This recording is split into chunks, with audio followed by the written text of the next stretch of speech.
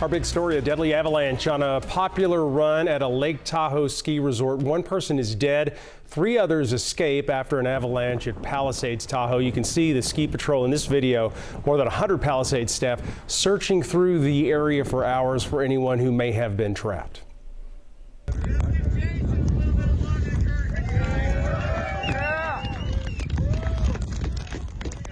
So what you're seeing here is some video just into our newsroom showing search and rescue crews digging through the snow, working to rescue a man, and you heard them cheering as they were able to eventually reach him. It took a bit more digging, but tonight we know that that man is okay. In the video, you can also hear a ski patrol directing rescue operations saying that there are 3 other people who need help. Now, the run had just opened for the first time this season. Thanks for joining us. I'm Golston Dar. I'm Lisa Gonzalez. The avalanche happened about 9:30 this morning on the Palisades side of the resort, specifically above the GS Bowl area of KT22. And again, it was just after it opened for the season.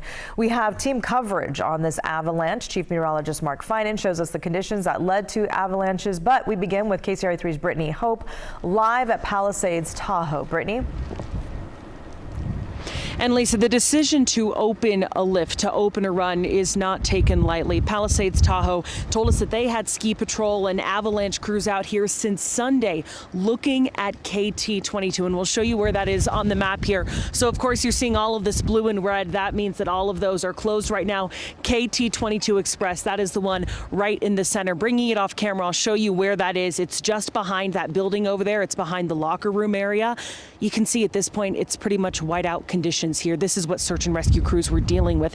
We want to show you some video though that we got from a man from Carmichael who happened to be here. He came out to ski, and that's when staff told him, we're closing down the mountain, stand back, we have ski patrol going up, there was an avalanche, and we're working to rescue people. You can see in this video it shows ski patrol actually getting onto the lift to go up there.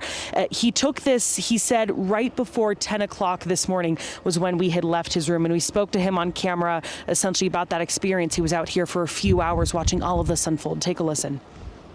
I know people have discussed the risks in skiing, especially during a major storm where you have a lot of wind loading, and there's been talk about maybe requiring avalanche beacons on skiers skiing in bounds. But what's unusual is an avalanche within the boundary in an open terrain. But I know it's not unheard of. I think it's a very unfortunate tragedy, and I don't think there's any words I can say to change that it is a tragic situation. And that's really the message that we heard from so many here today. We want to show you these conditions live. You can see how powerful that wind is. It is blowing all of the snow. In fact, it's blowing the snow completely sideways, where no matter what direction you're standing in, it's going to hit your face. I want to talk a little bit more about the 4 people who were involved in this avalanche. We know that 1 man died, another was hurt. Officials do tell us that both of those men were not here from the local area. They were guests in all of this. There were 2 other people who were caught in the avalanche, but just like that video you saw, they said thanks to local folks who were skiing as well, they were able to help them out, and those 2 people are safe right now. In terms of the identity of the person who passed away, that man who was a guest here, they're not releasing it at this time. They said that they're still working to find his family and to make sure that they are involved before that name is made public. Of course, still questions about the decision to open KT22 this morning. It was decided to open for the first time at 9 o'clock this morning. Less than an hour after is when that avalanche happened. We're live here at Palisades Tahoe. Brittany Hope, KCRA 3 News. All right, Brittany, thanks. And with that, let's bring in Chief Meteorologist Mark Finan right now. So let's talk a little bit more about those conditions and that loading that we keep hearing about. Yeah, so let me explain a little bit. I'll start with a map here and give you kind of the lay of the land. This is Highway 89, Lake Tahoe's down there. This is the Olympic Valley Road. So this is the Olympic Village right in here. And just to the south of that is Alpine Meadows, and in between is that big ridge. And it's on this ridge top that we had the avalanche happen today. See this area right here, that area that's highlighted? That is a ridge right there. Now, if you just picture the wind coming in, now you just heard some of the wind that's down in the village. Well, just imagine how much stronger the winds are up here at the ridge top. This ridge runs at around 8,000 feet. So the wind comes like this. So you have a lot of snow in here, and then it comes over and you get what we call uneven loading. But because of the way the wind deposits the snow here in one one area you can have some really deep snow, in another area the snow is relatively shallow. So that's what I mean by uneven loading. It's not like you get a clear, even blanket of 2 feet of snow. It becomes very uneven in the lee side of some of these ridges. Let me spin the map around a little bit. So again, Brittany was right down here at the bottom, looking back up the hill, and it is this hill right here where KT-22 is. It's pretty steep. Starts out around 8,000 feet, drops down to 7,000 feet pretty quickly. You get a lot of vertical in a hurry. But again, with this ridge, you can see how some of the snow may be uneven on this side. Now, they have had some pretty good snow recently, with about 1.5 feet of snow on January 7th, and today they're adding to that snow, but also with that wind, you can see how it's just probably shifting around quite a bit. So very unstable conditions, and this should also be a warning for those of you that like to go into the backcountry, just how unstable this snow was in an area that's open terrain. This wasn't the backcountry, this was open terrain. Back to you. Mark, thanks for that. Now, this area has seen several avalanches just last year. Olympic Valley, there, an avalanche of snow hitting a 3-story condo building. No one was hurt in that, but people did have to evacuate the complex until things were declared safe there. And then go back to 2020, there was a deadly avalanche in Alpine Meadows, just on the other side of the mountain from today's avalanche. That killed 34-year-old Cole Comstock. His friend was rushed to the hospital with severe injuries. And then you might remember one of the most well-known and most tragic avalanches to hit the Tahoe area happened decades ago, back in 1982 in Alpine Meadows. That one killed 7 people, and amid the tragedy, there was also a miracle. Anna Conrad was found alive 5 days later. Wow. That had been a long 5 days for her. Can you imagine? Snow has been coming down in the Sierra for hours today. You can see the roads are covered on Highway 50 at Twin Bridges. We took this video about 3 o'clock this afternoon. We didn't see a lot of cars or trucks driving.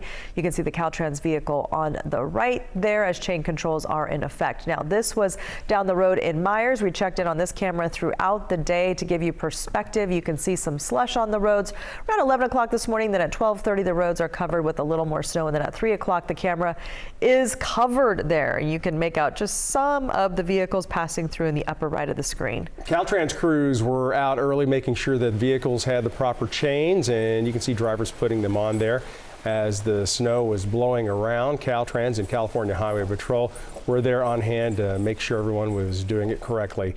And you can see the equipment ready to go today at the Caltrans maintenance yard. This is in Kingvale, and they have a lot of staff and teams responding to the snow on the roads. We had a chance to speak with one man who lives in Camino.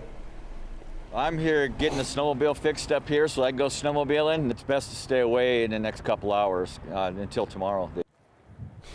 And he says that he's used to the snow because he grew up in northern Wisconsin. We've got team coverage on the snow falling today. KCRA 3's Michelle Bandor along Highway 50 near Strawberry, where conditions have been difficult. Let's head back to Mark really quick, though, with what's happening right now as things are changing, Mark. Well, you know, what's really interesting is that for the valley, we haven't really had anything in the way of rain. There have been a couple of showers here and there, but for those that have been, let's say, spending the entire day in Davis or Fairfield or Stockton, you think it can't be doing all that in the Sierra, but it is. And this is the last 3 hours. You just take the moisture aloft and you push it across the valley and you get that lift from the west slope of the Sierra and you start squeezing out the rain, but you just don't get much over the valley. There are a couple of very light showers here and there, and we may see some sprinkles in Stockton, Modesto, and Oakdale throughout the night, but it's really once you get into the foothills where we're seeing the steadier rain. In Calaveras and Amador counties, rain right now in Ione and just past Jackson toward West Point, and then you get up toward Volcano and Pioneer. That's where it starts getting into that rain-snow mix, and of course we have chain controls on Highway 88 as well. Rain in Pollock Pines. Now, that's one of the things that hasn't really worked out with this forecast. We thought the snow level might be a little bit lower.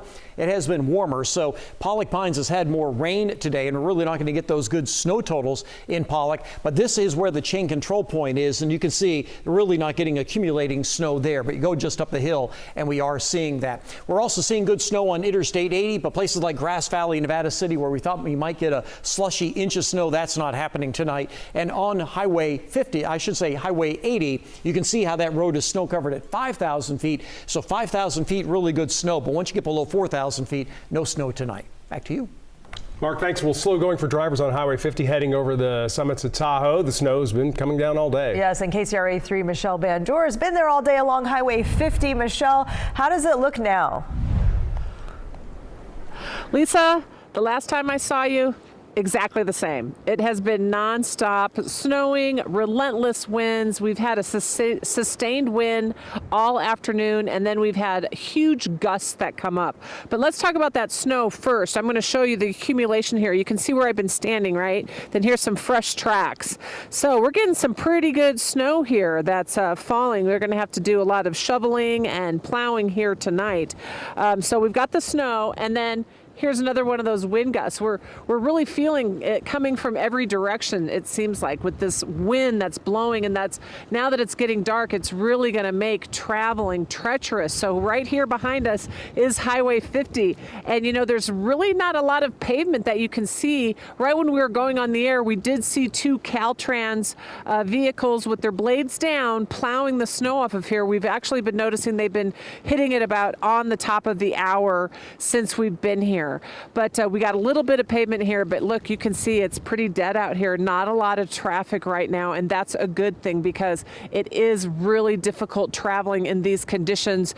As we said, with it getting dark now, it's getting colder, might be getting icy with those temperatures below freezing, and then of course the wind and the snow blowing really does make it difficult here. Reporting live in Strawberry, Michelle Bandur, KCRA 3 News. All right, thanks for hanging in there for us, Michelle. Appreciate that look out there. Yep. Roads are slick in the foothills. Amador fire crews say they responded to a crash near Silver Drive and Highway 88 near Pioneer. They found the vehicle overturned after going 25 feet over an embankment. Here's the picture. All three people inside had to be extricated. They were hurt. They were taken to the hospital. They're expected to recover. Highway 88 eastbound was blocked for about an hour before reopening. You can track the system in your neighborhood or wherever you may be. Just download the KCRA 3 app and use the interactive radar to see where it's raining or snowing. And don't forget to turn on the push alerts.